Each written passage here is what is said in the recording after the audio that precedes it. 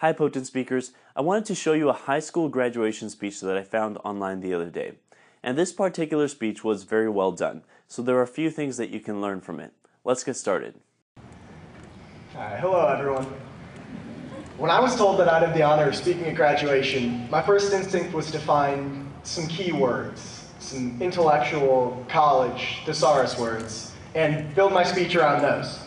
However, my initial attempt at a treatise on the eminent graduation of the current stratum of Wyoming high school seniors came across as a bit dry and pretentious.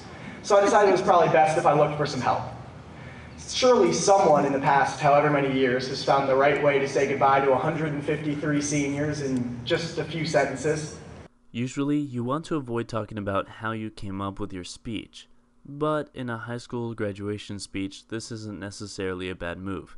In fact, it comes across as relatable, and as you'll see in a second, it transitions well into the rest of his speech.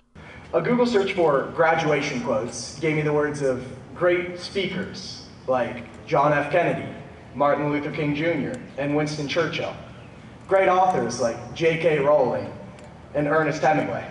And great athletes like Mike Tyson. This part of the speech is really smart. Otto uses lists of 3, which are appealing to the ear. Then he uses the classic comedic technique called the rule of 3. Basically, you list 2 things that are expected, then end with one thing that isn't expected. And also the way he says Mike Tyson, quickly and with a strained face, adds to the humor. Unfortunately, I wasn't quite satisfied with what the speakers, writers, or even Iron Mike had to say. So I decided to resort to a fail-proof method of research I'm sure all of my fellow graduates are very familiar with. Get frustrated, give up, and go watch TV.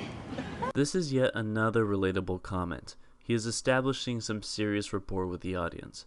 However, at this point, he's over a minute into the speech, so it's a good idea to wrap up the intro and move into the meat of the speech, or what he actually wants to get across. Otto goes on to talk about the TV show The Office, and he quotes Andy Bernard from the show saying, "I wish there was a way to know that you're in the good old days before you've actually left them."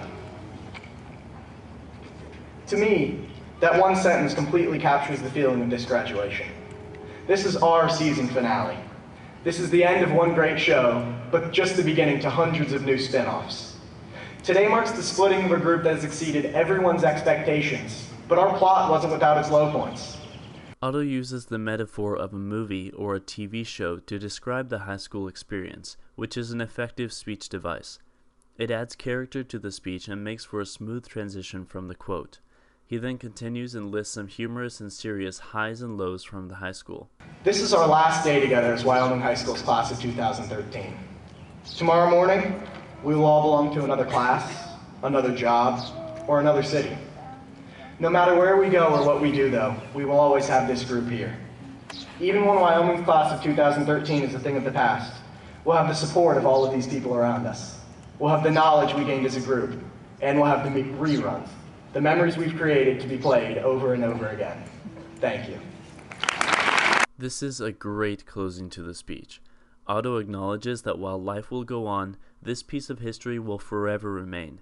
He uses the show metaphor to label these memories reruns and concludes with a thank you. He should have paused before the thank you because he dropped the moment by rushing to the end.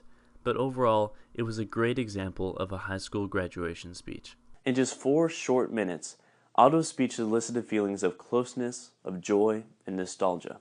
And these feelings were to become his life theme. If you didn't already know, this young man passed away recently. You may have heard about it in the news.